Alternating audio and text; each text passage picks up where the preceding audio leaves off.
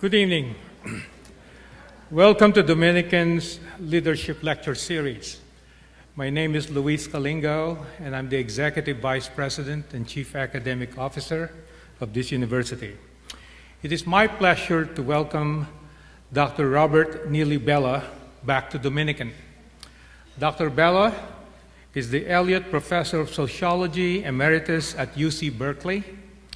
The great Harvard sociologist Talcott Parsons was his intellectual parent. Dr. Bellah is also best known for his work on American civil religion, for which he has written his latest book entitled Religion and Human Evolution. The first time that Dr. Bellah spoke on our campus was the night of the Loma Prieta earthquake in 1989. Now, despite the widespread damage caused by that earthquake, Dr. Bellah made his way to Dominican to deliver his lecture.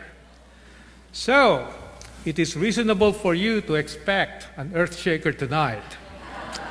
Now, by the way, the last earthquake that hit Marin had its epicenter in Berkeley and hit us last October, right after we had our campus earthquake drill. So given these facts, I think we will be okay tonight. Now, the Leadership Lecture Series is a program of the Institute for Leadership Studies, which is a center for leadership development.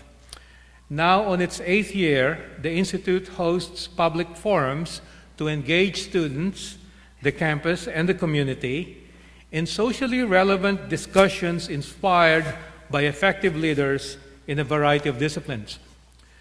The series features leaders in the worlds of business, politics, literature, psychology, civil rights, and entertainment.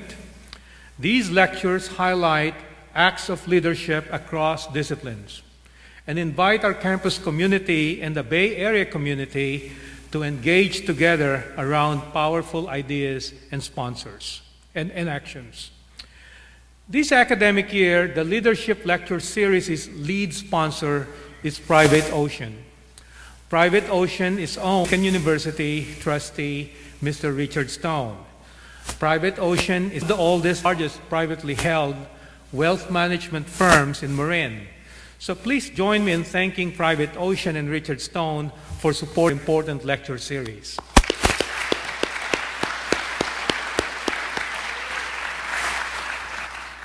Tonight's program, featuring Dominican's Big History first-year experience, has additional partners and sponsors.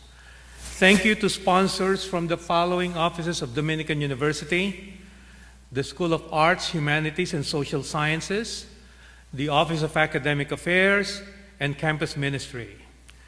We are also proud and honored to welcome and their guests from the Dominican Sisters of San Rafael, the Santa Sabina Center, and the Marin Interfaith Council. Also, in thanking Dominican students and staff for volunteering to serve as ushers and greeters this evening.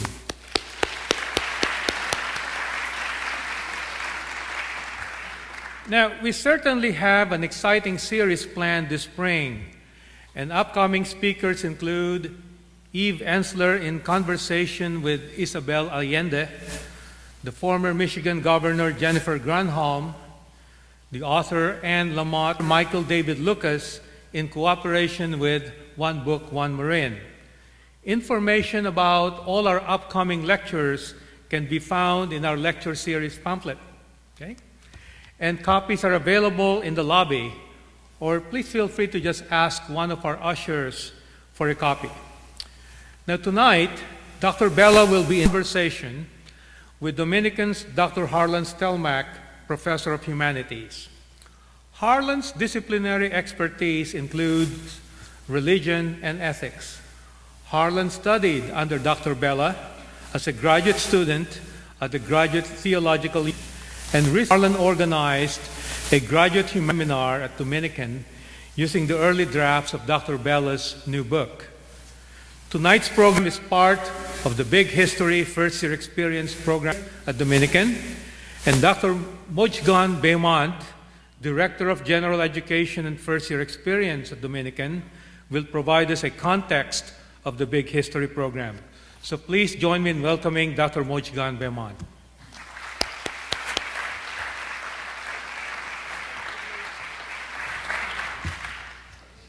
Good evening, and a warm welcome to all, and a special welcome to our first-year students. I saw quite a few of you out there. I'm Bygone Behman. I'm Associate Professor of English and Director of First-Year Experience, Big History. Tonight's event is part of our year-long curriculum in Big History, a unique program that takes the participants on an immense journey through time, almost 14 billion years of it, to witness the Big Bang and the first moments of our universe, to the birth and death of stars and planets and the formation of life on Earth. We observe the development of the web of life and the dawn of human consciousness, and follow the ever-unfolding story of humans as Earth's dominant species. In studying the history of our universe, we seek to understand ourselves and to engage with fundamental questions regarding our momentous role in shaping possible futures for our planet. Dr. Bellah's talk tonight, which focuses on the role of religion in solving our problems, is a wonderful fit for our program. To those who see Big History merely as a science and history course, the topic of this talk may come as a surprise. Let us keep in mind that Big History came to Dominican in the 1980s via Thomas Berry, a priest. And I hear that the Dominican sisters' admiration for him and his universe story, as he called Big History, went so far as to have the sisters name a feline resident of the Santa Sabina Center, a cat, T. Berry. Here at Dominican, we are in the process of learning and sharing with our students a new story, which we hope will come to define us as a community and as a people.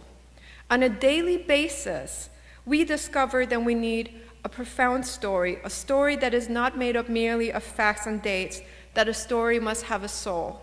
Dr. Bellah's work responds to that need. Before I leave the stage, I'd like to introduce and welcome Richard Stone, CEO of Private Ocean, our lead sponsor for the evening. Because we might be doing the wonderful work of telling the new story, but it is with support such as his that our work becomes possible. Mr. Stone is also a member of Dominican University's Board of Trustees and has served as a leader in the wealth management business for more than 40 years. He is co-founder of Private Ocean, one of the oldest and largest privately held companies, wealth management firms in Marin, and has been named as one of the top 100 registered investment advisors nationwide 7 times by Worth magazine. The San Francisco Business Times names Private Ocean number 4 of top 25 independent registered investment advisors in the Bay Area for firm quality, as well as assets under management. In November 2011, Richard Stone was awarded the prestigious Charles Schwab Impact Leadership Award for his lifetime contributions to the financial planning industry. On behalf of the university and our program, I'd like to express our gratitude to Private Ocean for its generous support. And ladies and gentlemen, Richard Stone.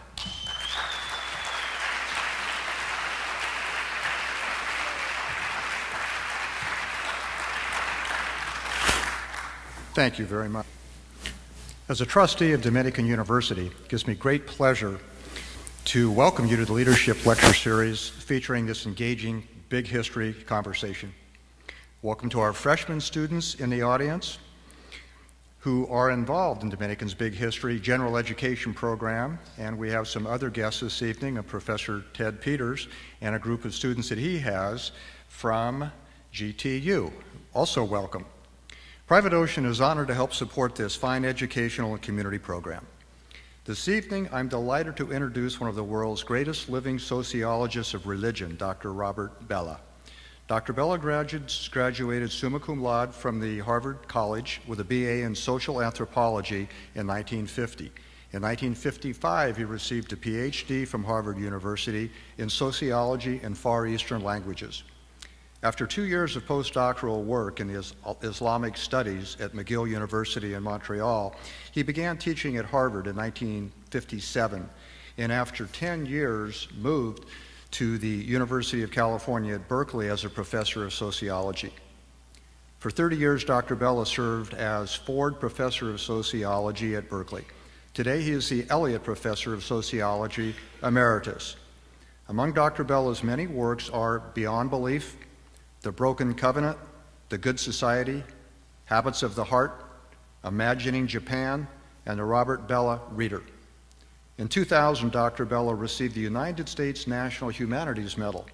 The citation which President Clinton signed reads, "The President of the United States of America awards this National Humanities Medal to Dr. Bellah for his efforts to illuminate the importance of community in American society."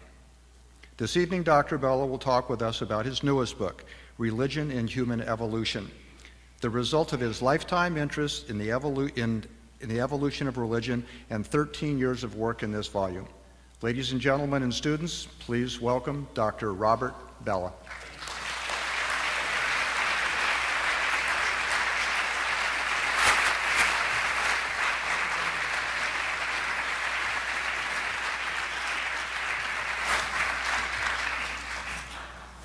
Well, thank you. It's a pleasure to be here, and I sincerely hope it will not precipitate another earthquake. I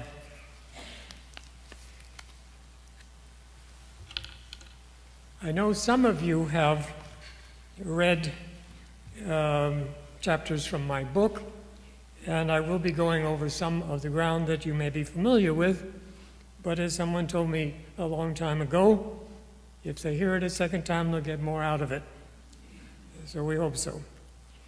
I want to start with two comments that are kind of significant for how we think about the universe we live in at this moment in history. The first is from Albert Einstein, who said, "The most incomprehensible thing about the universe is that it is comprehensible." Steven Weinberg, a Nobel Prize-winning physicist considerably younger than Albert Einstein, made a comment that seems clearly an answer to Einstein when he said, "The more the universe seems comprehensible, the more it seems pointless."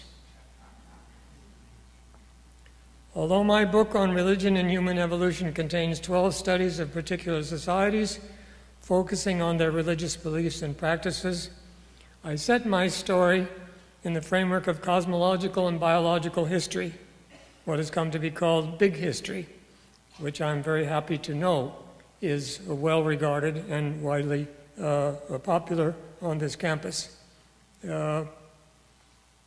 Chapter 2 in my book, one of the longest chapters, gives an overview of that story of the development of the universe and of life on our planet. I chose that framework as it is the one educated people can agree on and take seriously, whatever other stories are important to them, and thus it provides a framework for the comparative study of religion. It is important to remember that that story is the achievement of science, and we must respect it as such. It is inevitable that that story will be given a meaning that cannot be derived from science, and we clearly have at present conflicting versions of what that story means. I want to reflect on the conflicting versions by referring to my two epigraphs.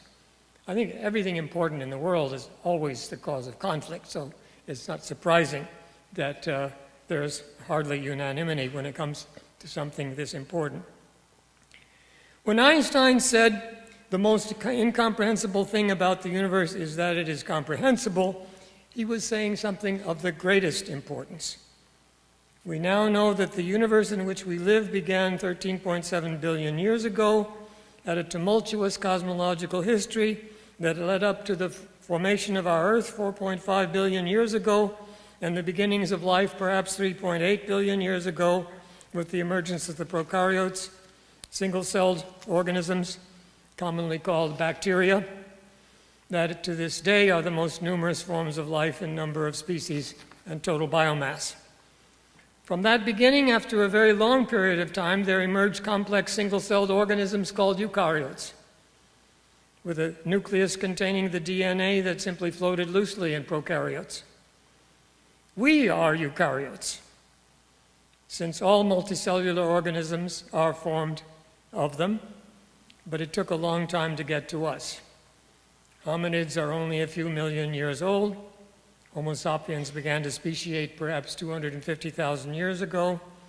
Modern humans with full cultural capabilities are only 150,000 years old, or according to some people, considerably younger than that. If you look at biological history, we are a very young species.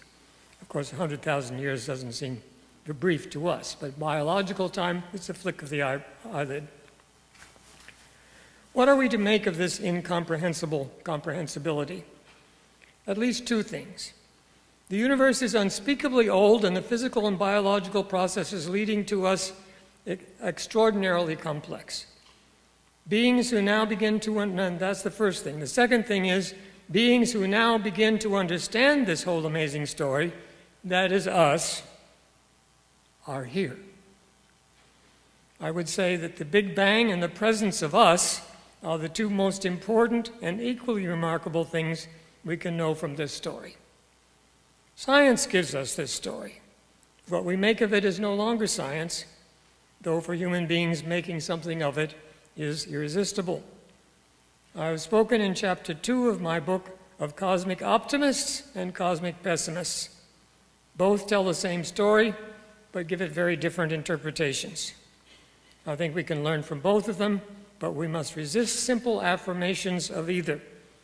Above all, neither story can replace the many other stories that have arisen in the course of human evolution and that still have much to teach us. At one point in that same chapter, I call my book A Story of Stories, and I take all of them from the tribal peoples to the most recent speculations about the universe with the greatest seriousness. Let me speak briefly of the cosmic optimist story. In my book, I used Eric Chason's Cosmic Evolution as an example. But here let me turn to Thomas Berry, who called his story the New Story. Here is a summarizing paragraph from Berry's New Story. If the dynamics of the universe from the beginning shaped the course of the heavens, lighted the sun, and formed the earth, if this same dynamism brought forth the continents and seas and atmosphere, if it awakened life in the primordial cell and then brought into being the unnumbered variety of living beings, and finally brought us into being and guided us safely through the turbulent centuries, there is reason to believe that this same guiding process is precisely what has awakened in us our present understanding of ourselves and our relation to this stupendous process. Sensitized to such guidance from the very structure and functioning of the universe, we can have confidence in the future that awaits the human venture. So much from Thomas Berry. Very moving words. In this version, however, we are not entirely in the realm of science, though it draws from science.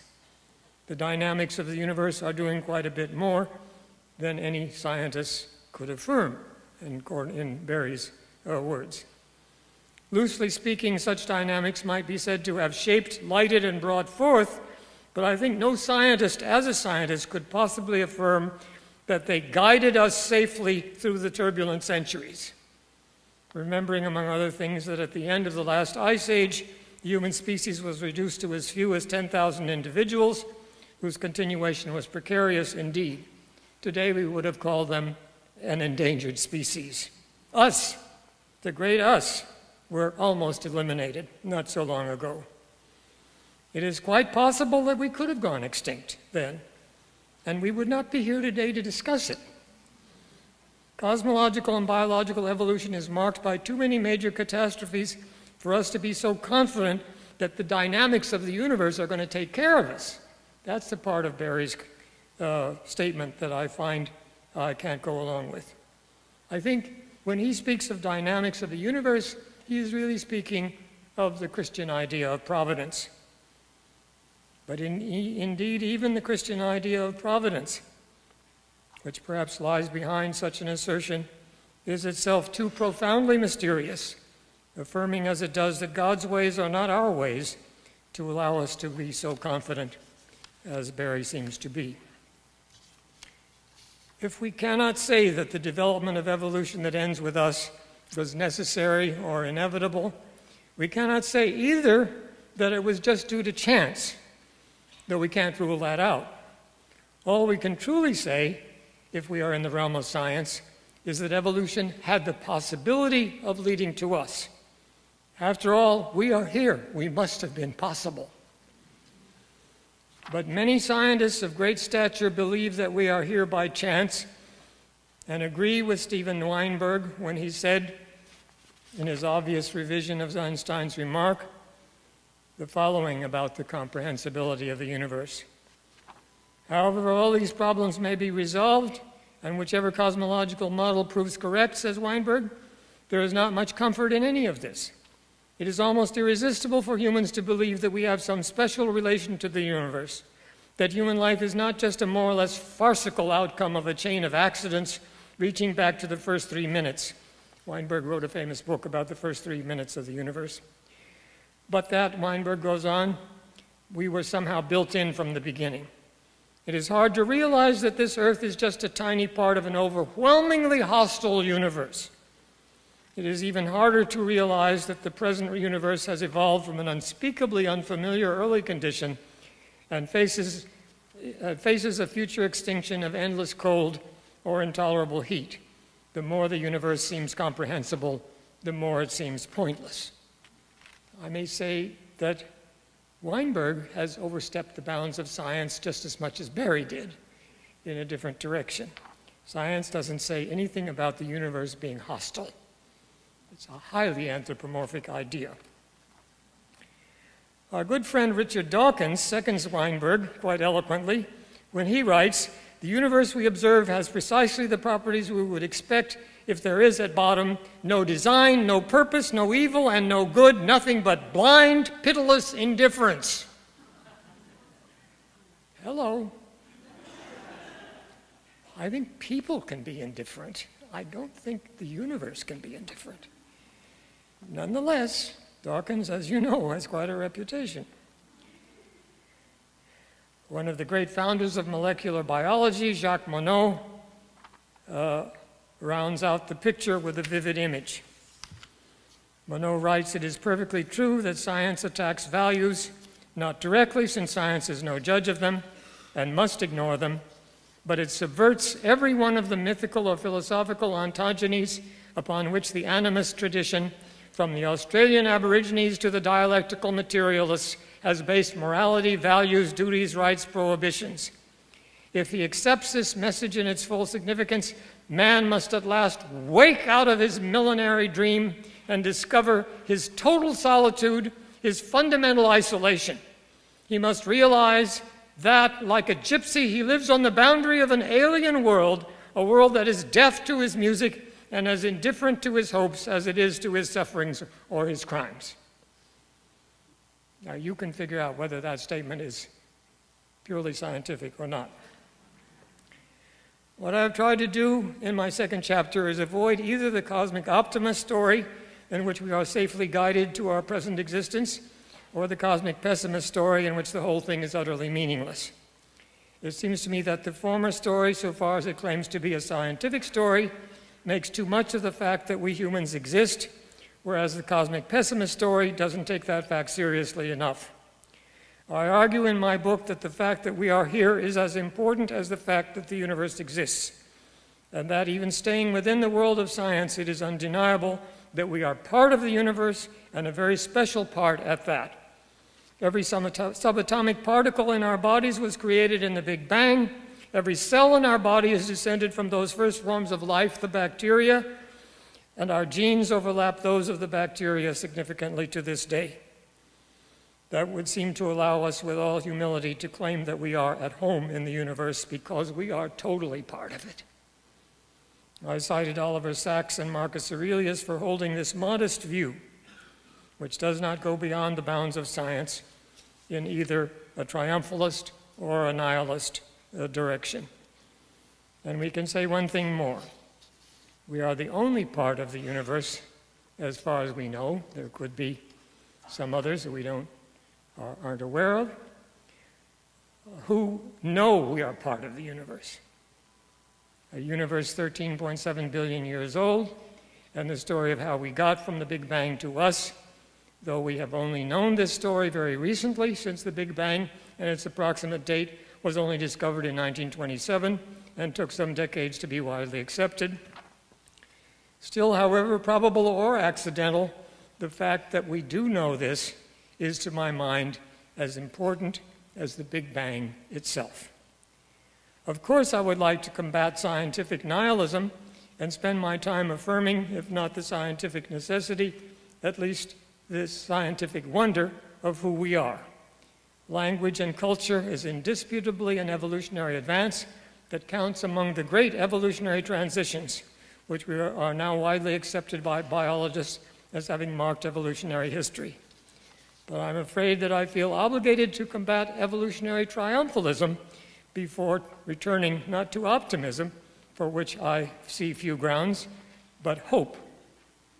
Hope is a theological virtue and comes from one of the many traditions that we still need in spite of the prestige of the scientific story. The first point to remember before we get too confident about being safely guided to our present condition is that the history of the universe is full of extraordinary catastrophes. The Big Bang itself was an unimaginably gigantic explosion of such heat and speed that no life could have survived it, though of course life would only emerge billions of years later. The formation of stars and galaxies was no picnic either. Explosions of supernovas, very large, very hot stars, can generate a tremendous amount of energy as they send out their particles that made them up out into space. The explosion of a supernova can be the source of solar systems, and our own solar system is probably the result of just such an explosion. As planets begin to form from the detritus of the explosion, the result is anything but quiet. The landscape of the early Earth, if we even call it a landscape, would be characterized by constantly falling matter, building up the bulk of our planet, massive volcanic explosions as our planet formed a molten core. Things got quieter after a few 100 million years, but the Earth on which life first appeared was nothing like what we see around us. Life appeared first in the oceans, and the dry land was just rocks and volcanoes. Stephen Jay Gould and Lynn Margulis, among other well-known biologists, have celebrated these first organisms to emerge from the non-organic matter of which the early Earth was composed in ways that we still don't understand. How did life begin? There are quite a few theories. Nobody really knows. These are the amazing bacteria, so wonderfully viable that they have survived and prospered beyond any other kind of organism. We give them a bad name because a few of them are rather nasty. But you know, we have 1 trillion cells in our body, and we have 10 trillion bacteria in our body. So don't get hysterical when somebody says, oh, there's bacteria there. There's bacteria everywhere. This is on your skin. Quite a few thousand bacteria on every square inch of your thin skin. So please, be kind. Think more charitably of this enormously important species, or a group of species. And Stephen Jay Gould, who really loved bacteria, it's a little hard to see how you could actually love them, but he seemed to. He said of them, these are the organisms that were in the beginning, are now, and probably ever shall be, until the sun runs out of fuel, the dominant creatures on Earth, by any standard evolutionary criterion of biochemical diversity, range of habitats, resistance to extinction, and perhaps even in biomass. Gould then goes on to say, the tree of life is effectively a bacterial bush. The 2 of the 3 domains, bacteria and archaea, belong to the prokaryotes alone, while the 3 kingdoms of multicellular eukaryotes, plants, animals, and fungi, appear as 3 twigs on the terminus of the third domain. Gould always wanted to bring us down to earth, and remember, we are a very strange and very small part of the totality of life on this planet. However we might want to celebrate the vertebrates, mammals, and primates that lead up to us, we must remember how much we owe the bacteria. We might also remember how many, well, I've said that already, how many of them are inside us. There are our friends right there working for us right now. We hope there are not any of the really bad ones there, but they could be. Lynn Margulis has written, "The age of the bacteria transformed the Earth from a cratered moon-like terrain of volcanic glassy rocks into the fertile planet in which we make our home." They did this, however, by causing a tremendous catastrophe.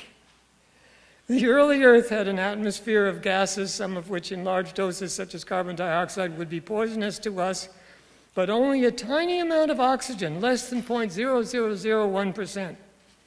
However, over 2 billion years ago, one bacteria species, the ancestors of present-day cyanobacteria, evolved a remarkable new form of making a living, what we call photosynthesis, by which they could use sunlight, water, and carbon dioxide to create a superabundant supply of food, since there was virtually an endless supply of these ingredients.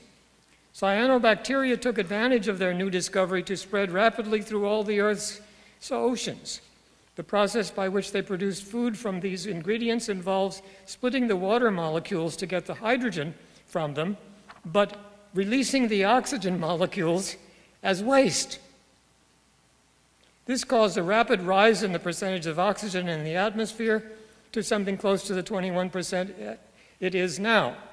But in so doing, they wiped out a huge portion of the Earth's anaerobic inhabitants, that is, organisms adapted to an atmosphere without oxygen, what was likely the largest extinction event in the history of the Earth. So, as so often in evolution, thank you on the one hand, but God help the poor people that are going to pay for it on the other hand. Even though they were single-celled animals, they were obliterated. They literally blew up. Oxygen is flammable. If you're not adapted to it, watch out.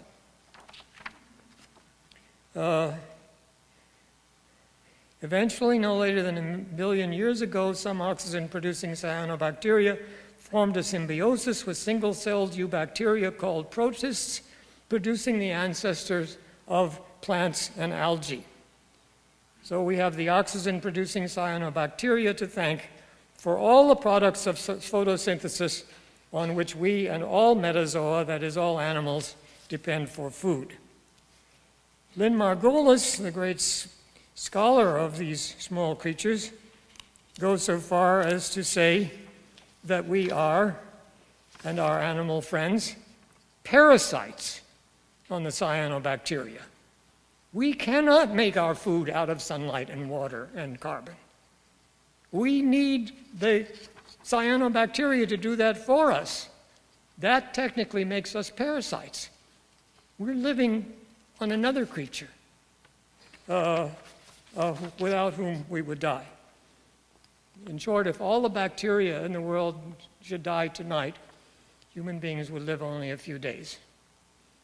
We can't make our own food, and no animal other could make food, because the plants would die, and we'd be left in an oxygenless atmosphere.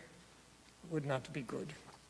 However, if the human species should disappear, the bacteria wouldn't blink an eye.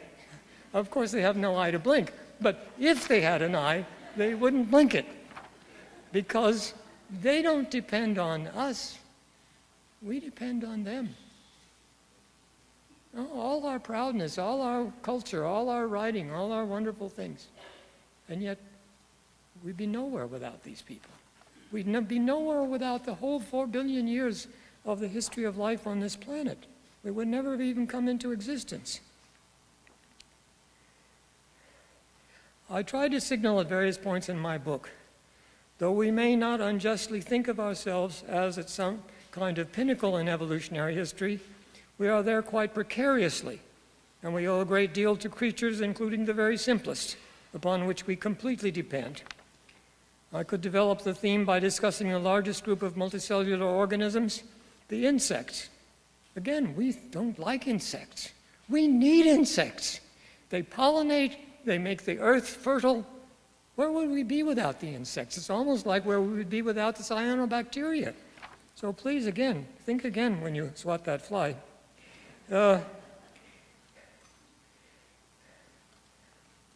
This is an enormously large group of organisms, the largest group of multicellular creatures around.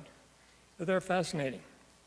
They're fascinating because, unlike bacteria, they have brains. And we are now beginning to really understand, because of incredible developments in electronic microscopes, their brains are so small. This is nanotechnology, I mean, at the most amazing degree. We think of insects as totally programmed, genetically, by instinct, and so on. No way. Like all life, they have a kind of consciousness, they have a kind of ability to be creative, to respond creatively to their environment. They are not pre-programmed by genes and instincts. Everything alive is sentient, can learn in the face of new conditions, and participates actively in its own evolution. All life is creative. We have no monopoly on that. The downside of this story is that with all our amazing achievements, we are remarkably fragile. We are, as I show in the book, megafauna, that is, very large organisms. Relative to most organisms, really large. With a very high energy need, and it is especially our brains that take so many calories, so why we have to eat so much. The brains don't weigh that much, but they sure need a lot of fuel. Like all higher mammals, we are vulnerable to the second law of thermodynamics because we are far more complex than simpler organisms. And the more complex, the harder to manage, and the easier to fall apart. But when you add culture, especially modern culture, our vulnerability becomes truly alarming. I have put in my book a great many warnings, subtle or not so subtle, to that effect. I've been challenged by some commentators in my book to say more about adaptation and maladaptation, the common currency of natural selection. So let me go beyond the numerous hints in my book to discuss explicitly some concerns about natural selection when it comes to humans. One of the measures of adaptation is increase in offspring. To put it simply, the more you reproduce, the more you succeed in what Darwin called the struggle for existence. Let us look for a moment about some interesting facts about human population. At about the beginning of the Common Era, there were, it is estimated, about 250 million humans on this earth. It was not until 1500 that that population doubled to 500 million. To double in 1,500 years? Oh, that looks good now, doesn't it? However, from 1500 to 1800, population doubled again to reach 1 billion. Doubling in 300 years is a lot faster than doubling in 1,500 years. But what is interesting is it had nothing to do with modernization or industrialization, which didn't exist in 1800. This increase was almost wholly due to what is called the Atlantic Exchange. That is, the many new plants that the European discoverers of what was to them a new world brought back to Eurasia.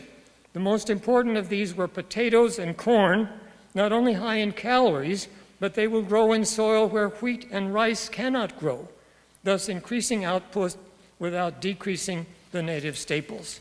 And so population grew worldwide. But after 1800, something remarkable begins to happen, which is clearly related to modernization and industrialization. Population doubles again between 1800 and 1927. Faster than ever, but still slow in terms of what was coming. I was born in 1927 when the world's population reached 2 billion. Last October, when I was 84, the world's population reached 7 billion. 3.5 times in my lifetime. And if I live even a few more years, I could see it reach 8 billion, and so quadruple in my lifetime. How marvelous! How adaptive! What an achievement we have made in outproducing any possible rivals for our primacy. Or is it? Most scientists in the world today believe that this enormously rapid increase in population and the geometric increase in the use of energy that made it possible are signs of profound vulnerability, have already crossed the line of sustainability where the costs are outrunning the benefits. Remember that 99.9% of all species have gone extinct, and that it is the simpler ones that have survived the longest.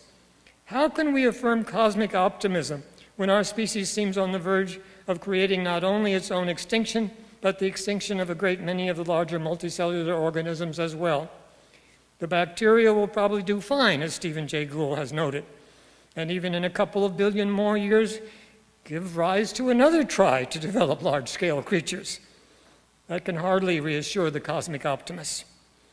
In short, there is nothing in the history of evolution that can assure us that we will inevitably survive and prosper, given what we have done to the Earth in the last 200 years.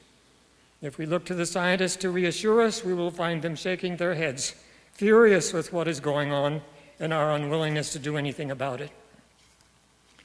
Having, I hope, shown that cosmic optimism is unwarranted, let me say just a word against cosmic pessimism. I want to contest especially Jacques Monod's assertion that man must wake up to, quote, discover his total solitude, his fundamental isolation. Of course, Monod is arguing that it is as the only reflectively conscious species that we know that we are alone. But I have argued to the extent, but I have said that the second most important thing about the universe after the Big Bang itself is that we know about it and everything since. Yet, besides the point I made earlier on that, on the idea that everything in our bodies comes from subatomic particles in the Big Bang, and we descend from unicellular organisms that arose billions of years ago, we did not gain our cultural consciousness all of a sudden out of nothing. You know, Monod lived at the same time as Jean-Paul Sartre, and you can see his statement has Sartrean philosophy more than biology. The notion that we are alone and isolated and we can't count on anything is pure Sartre. It's also very common in this country right now. It's part of modernity, but it's not science. We can argue that primitive consciousness, what some biologists call sentience, and purpose of action are coterminous with life itself, even long before there were animals that had developed brains. And we now know that insects, far from being totally programmed, have the most amazingly complex brains. Even Darwin said, a little dose of judgment or reason often comes into play, even in animals very low in the scale of nature. So when nobody else said so, Darwin said, these insects are damn smart. He was ahead of the time as usual. And we have learned rather recently that among some mammals and birds, the practice of parental care of helpless offspring, there have emerged the capacity for empathy, even cross-species empathy, as well as ethics and politics. Thus it turns out that our extraordinary capacities of cultural consciousness arose and could only have arisen from billions of years of the evolution of consciousness. We express the consciousness of life, the consciousness of the universe, of which we are part, and from which we have come. In that sense, we are not alone. We are very much part of a huge process without which we couldn't exist for 1 second. But just because we have arisen from the whole process of evolution, we are still subject to the pressures of evolution, which go on apace as much as ever in the realm of culture and consciousness itself. We, as is all life, are subject to natural selection, before which we are not supine, but in which we, like all life, but with special powers, which we will see are both our strength and our weakness, participate and have an influence.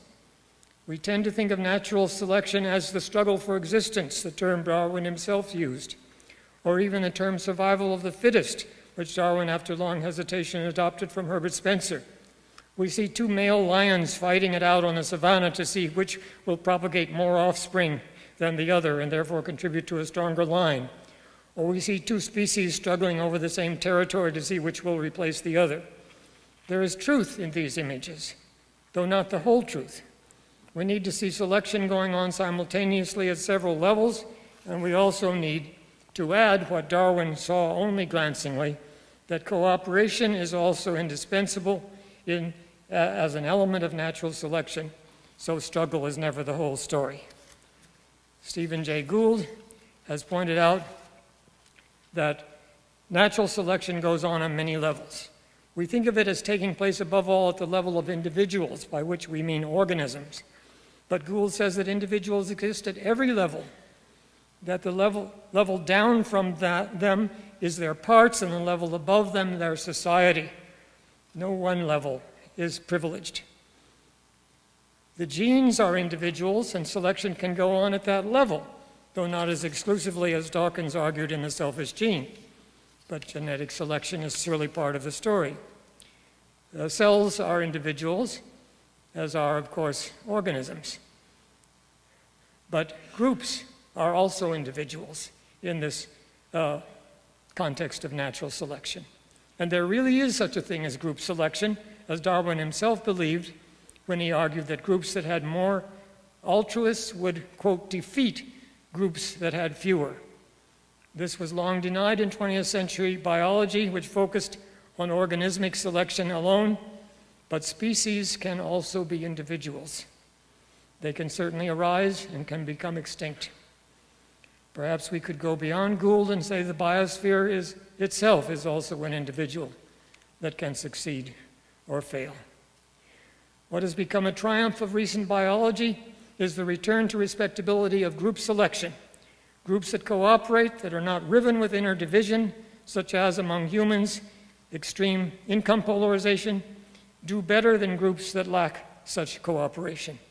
The bad news is that it is external threat that creates the strongest group cooperation and solidarity. And war is a wonderful means of creating such groups. In spite of Steven Pinker's argument about our better angels, war remains an enormous threat, not least the threat of war between the two most powerful nations on earth, the United States and China. Just read the latest issue of the New York Review of Books for an article entitled "The Chinese Are Coming." It will scare you to death. Now, I was just in China. I'm not scared at all. To bring all this biology back home and to the history we are now making, we are now in the midst of intense natural selection pressures. Human species against all other species for scarce resources, as shown by our incredible population growth, interspecies conflict brought on by nationalism and the struggle for dominance between nations, the weakness of cooperation in the fight against global warming as indicated by the failure of Kyoto and Copenhagen, and the unwillingness to think of the common good within the most powerful nations as each individual is encouraged to get the maximum and devil take the hindmost. A little parable here. We are multicellular animals. What does that mean?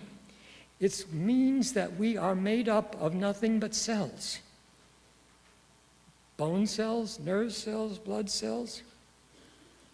All these cells are descended from monocellular organisms that were once independent, that weren't part of a multicellular organism. And each of them has, shall we say, a little impulse to return to its past and make it on its own. To hell with the common good. All our cells have been differentiated to do particular jobs. But natural selection tells each of them at some level, multiply as many replicas as possible. Displace and triumph over the other cells in your vicinity. Multicellular animals have involved control mechanisms for getting rid of such self-seekers, but they are not always effective and become weaker as we get older. No complex system can continue to exist without centralized control and management mechanisms. That seems to be denied in our culture at the moment. It's insane. The more complex, the more we need powerful mechanisms of control. What do we call such cells who decide to go it alone and replicate for the good of themselves and not for the common body? We call them cancer. Look at the list of obituaries in the Chronicle. How many people are dying as we speak? And Lynn Margolis points out, cancer is not a disease. Cancer is a regression. In one sense, a perfectly, quote, normal, unquote, regression of cells that are part of a body but have decided they're going to make it on their own.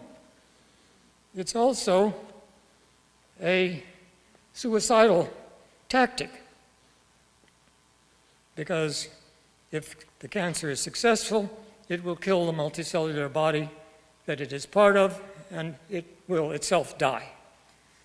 Cancer is suicidal, so is nationalism, so is radical individualism.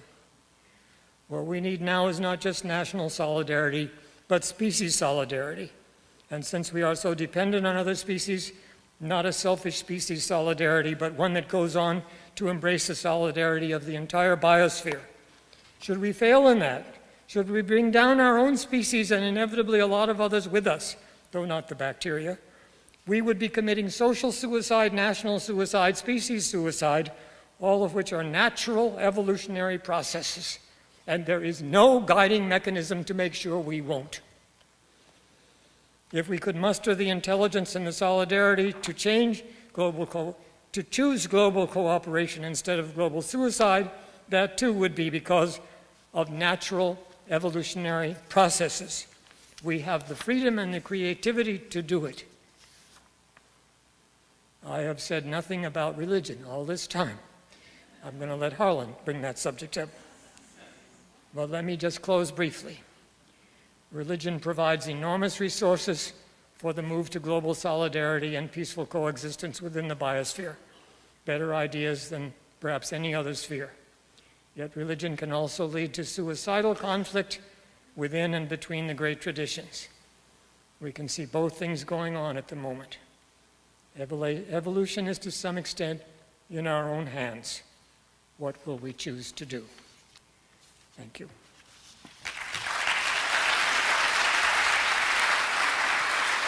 Thank you, Bob. I've heard sermons on religion before, but now I've heard a sermon on biology. So thank you for treating us to that journey. What I'd like to do is perhaps step back and set some context, though, for tonight, and have the audience know a little bit more about you and how you relate to our enterprise here of Big History. So it appears from your writings, appears from all your lectures, appears from your work, you've spent a good bit of time on the topic of religion. So tell us a little bit about the interplay, perhaps, of your intellectual work on religion and your own personal involvement in the subject of religion. Where did that begin? This was a question that was asked earlier in the other room, and I said it would take a long time to give the answer. So I have to think of how to give the highlights. The name Bellah is a Scottish name. Sometimes it's considered to be an Arabic name because H at the end of a name can be Arabic. However, mine is simply Scottish, nothing as elegant as Arabic. Though I do get mailings from Islamic groups, which I think are reading my name wrong. Anyway, I'm getting to the point, really, and that is Scotland is the home of the Presbyterian Church. It has long been the established Church of Scotland. And my ancestors were Scottish Presbyterians and they were Calvinists. And I was raised in the Presbyterian Church. I went to Sunday school and so on. And I'm sure that had an impact, though at the time it didn't seem to be making much difference. I did have the marvelous experience in high school of having a high school minister whom the senior pastor had chosen without adequate inquiry, because this high school minister was a strong believer in the social gospel, and the pastor was ultra-conservative, Southern California conservative. Anyway, he had us reading Amos and Hosea and Isaiah, and I was blown away. I thought, my God, this is really what's real. This is really important. And then it was very good for growing up in Los Angeles. Some of you may be from Los Angeles. I grew up there, so I can criticize it from within, so to speak. But especially the WASP population in Southern California was, in my day, culturally desolate. But I lived in an area which was about 40% Jewish, including quite a few people who were refugees from Europe. Some of you may have heard of the conductor Andre Previn. He was my friend in high school, and his family came from Europe. Thus, a breath of cultural light was shed in this otherwise dark atmosphere. And I learned about classical music and literature and a great many things that gave me better preparation for going to Harvard than my school education probably. But among other things, I was exposed to Marxism. And many of these refugees were Marxists. And I thought Marxism was great. It made all the sense in the world to me at that time. I had 2 years in the army at a time when there was no fighting, the war was over. And I was reading Marx and Engels. I don't know if the army knew that, but that's what I was doing.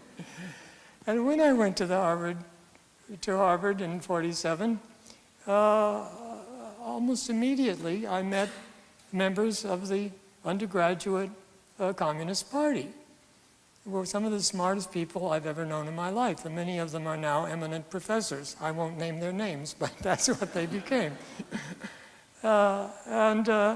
That all went very well, except that some of my good friends at Harvard and I would read the Daily Worker and laugh because some of the things it said were so weird and ludicrous. The party turned out to be not exactly what I thought it would be by reading Marx and Engels. And so I was expelled from the Communist Party. I don't want to tell you in detail because it would take too long, but I did get in trouble later because although I had left the party in disgust and was certainly strongly anti-Stalinist, I refused to give names of other people who could be guilty of nothing but speech and association, which are guaranteed by the First Amendment. And so my first appointment at Harvard was actually problematic, but I won't go into that. It's all written into the New York Review of Books over the years. But there I was, as a graduate student, quite uncertain what to do. And yet I knew religion was terribly important. I thought Marxism was a kind of religion. It turned out to be a false god, but it was nonetheless a profoundly ethical movement for millions of young people in the world in those days. And it was when I was at the Institute for Islamic Studies at McGill that I wrote the first draft of Religious Evolution, an essay that was published in 1964. So from the very beginning, this topic was, I was trying to understand the world in a very strange way, having been grown up in a very conventional atmosphere, having been exposed to the wide world, and the amazing cultural effervescence of Harvard in those years, where most of my fellow students, like I, had been had a couple of years before they went back. Anyway, and I also had a need for faith. And I thought two things. I don't want to go back to the mainline Protestant tradition because it's just all talk. I need two things, either silence or liturgy. And so I first chose the Quakers. And I went there in the summertime when most people were away, and I loved it. It was really quiet. But when people came back from their summer vacation, they started talking all the time. And when one woman got up and she said, as I was reading in the Reader's Digest. And I thought, you're supposed to talk when the Holy Spirit is speaking to you, not because you read the Reader's Digest. And then I decided I better try liturgy. And I went to the Episcopal Church just off of Harvard Square. What was it? It was morning prayer. It was before the 1979 prayer book. It wasn't liturgy. So I was lost. Catholicism was never an option to me. It was just too far from everything I grew up with. But I loved Catholicism. And when I was working at Berkeley, I worked most closely with the Jesuit school and to some extent the Franciscan and the Dominican schools. And so I ended up after 1970, and so I could have the Mass, but not have to deal with the hierarchy and the Pope. And so the center of my personal faith is the Eucharist, that moment in which I really feel physically I am a member of the body of Christ. That's the center of my piety. But I have studied all over the world. I was exposed intensely to Islam for 2 years in an institute where half of every teacher and every student were Muslims from all over the world. I made some long-lasting friends with Muslims. I studied Mahayana Buddhism because I was a Japan scholar, became deeply involved with Zen Buddhism, and actually served on the board of the San Francisco Zen Center at a period of crisis when they wanted me. Brother David Steindl-Rast, a Benedictine monk, also was on the board when I was. And they knew that we were both Christians, but they also knew that we had a deep feeling for Zen, and they wanted us on the board, and so we served. And I must say, part of me is very Confucian. And some people have told me that if Dick Madsen, who's a longtime China person, and I, a longtime Japan person, had not been among the co-authors of Habits of the Heart, it would not have had the sensitivity it did, because there is an element in Confucianism of such profound sensitivity to interpersonal relations for the very immediacy of social life. I think Mencius was very similar to Durkheim, actually. There's something in Confucianism that understands society in a very deep way. So I've been very open to other religions. I'm not a relativist. I have a place which I know is my place. And I can certainly say some things are bad, some elements of religion, and certainly some elements of Christian religion horrify me, astound me. And there are very bad things in almost every religion. So it's not a question of all roads to the same thing, blah, blah, blah. No. The insights and truths of various religions are quite different. The Zen sees things that most Christians don't see. Confucianism is sensitive things that Christians and Muslims don't see. So it isn't a question of all leading to the same truth, although there are deep interconnections at some level. Ethical universalism is true of all the great traditions. But it's precisely in their difference that they're valuable, because they open us up to alternatives. So Harlan, you deserve it. You asked for a question that had required a long answer. Thank you.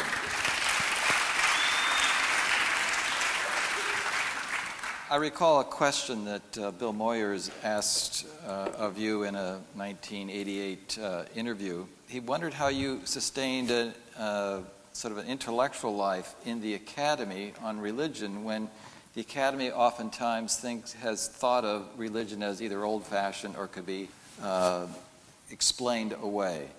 And what has it been like to be so committed to the study of religion in the academy?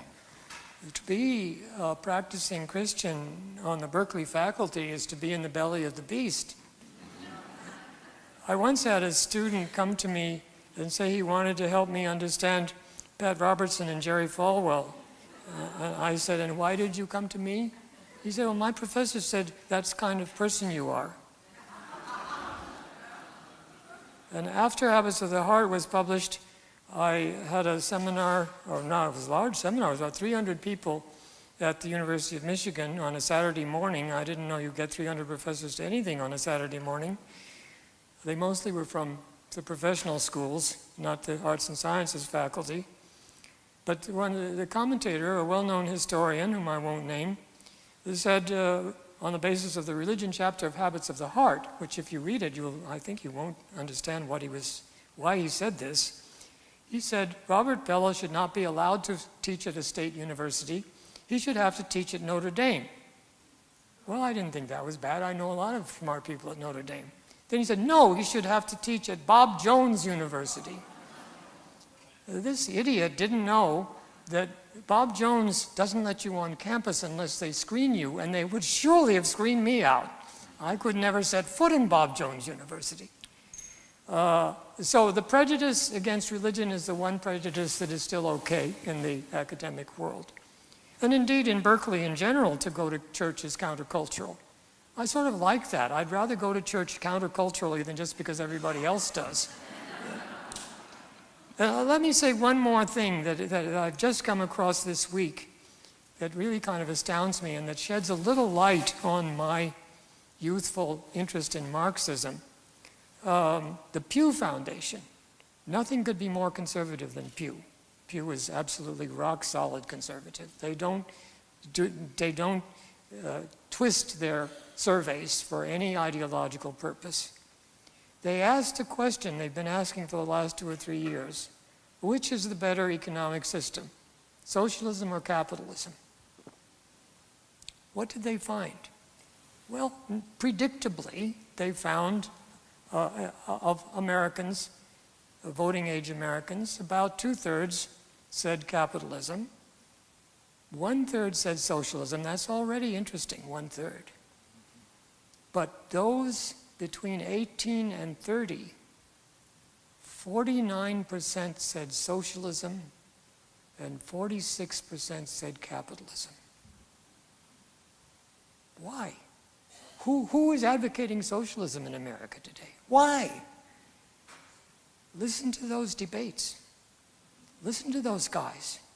They're always calling Obama a socialist, right? I think it's backfiring. Especially young people are saying, gee, if the things they don't like are socialism, I probably would like it. I don't know.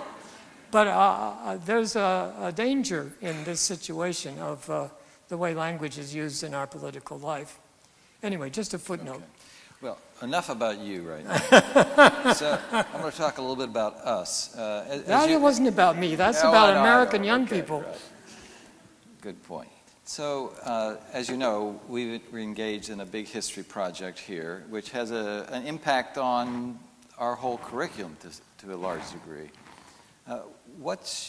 Obviously, you've framed your whole book in the framework of big history, heard that tonight. Can you say a little bit about what you think is significant about doing that in a university like this in terms of its impact and its approach to liberal education? Well, let me put this in a little context because of my 2 visits to China in November and December of last year. There was tremendous interest in my new book. Only a few people had copies, but some people had already read it.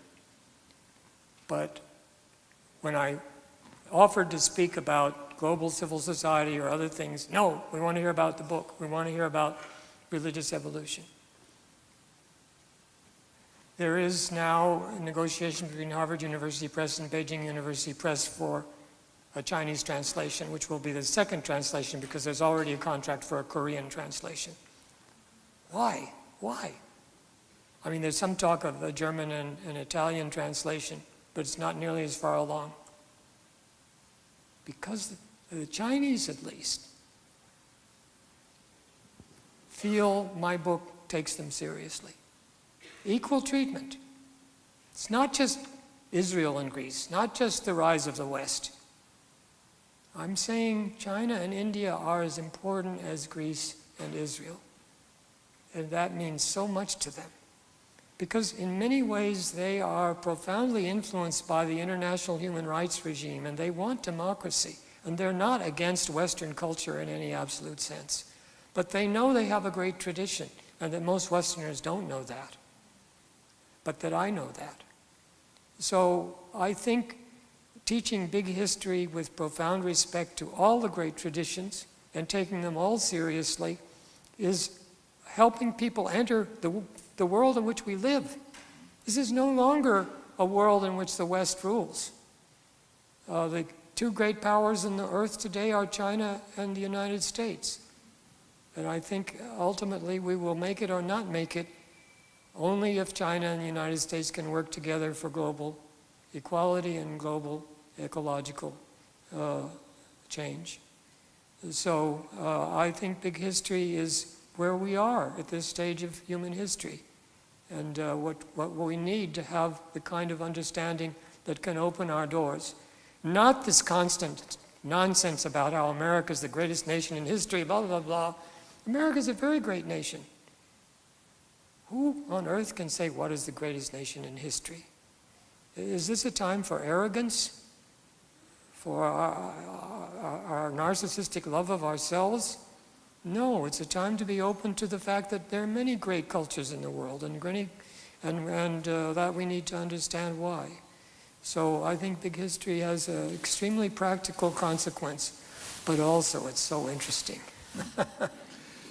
So the question I have in my mind, as I've read your book and students have read your book and heard you speak on occasion, there's something about this book and the journey from the mid-1960 article, Religious Evolution, to now.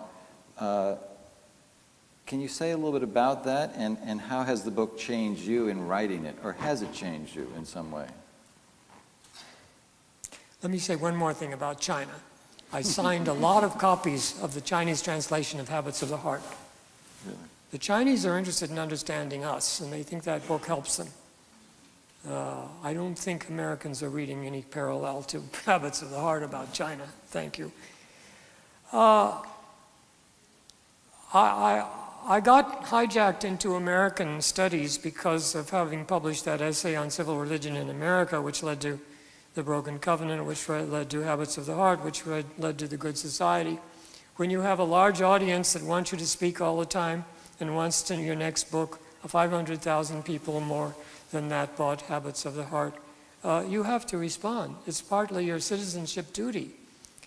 Even though in my deepest heart I wanted to work all my life on religious evolution. So finally in 1997 when I retired, I was able to give all my time for 13 years to this book. How did it change? It didn't change in the overall structure. I think that is pretty much the same as the article in 1964. What changed was an enormous richness of detail, which changed the attitude towards my work of Jonathan Z. Smith, who many of you have never heard of, but he's a very important figure in religious studies, a great comparatist. He thought my article in '64 was shallow. He thought my recent book is a masterpiece of scholarship.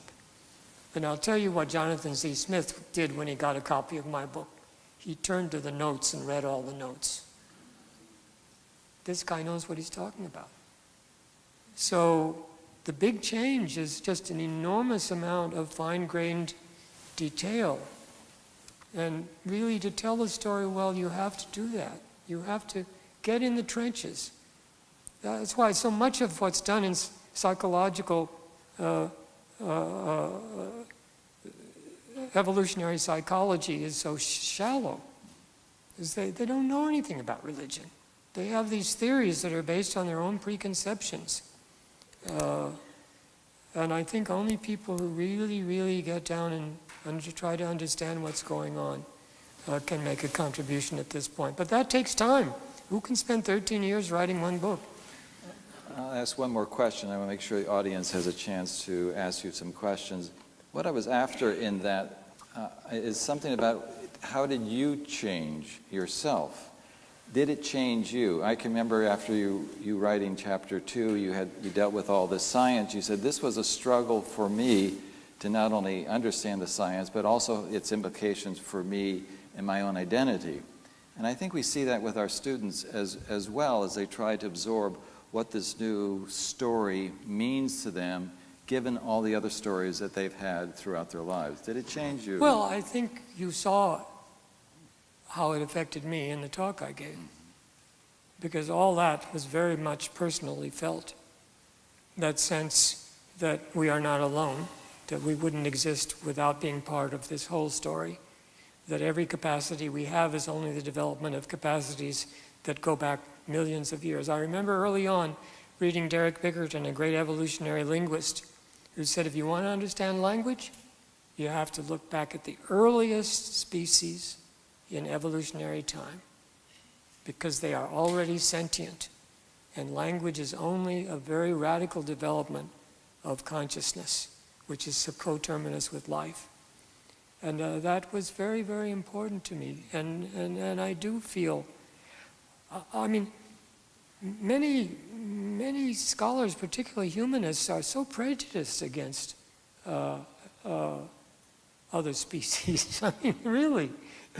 So I think we need to not only understand other cultures, we need to understand that we not only should like other species, but we need other species. We wouldn't be here without them. It's part of who we are, it's part of our identity.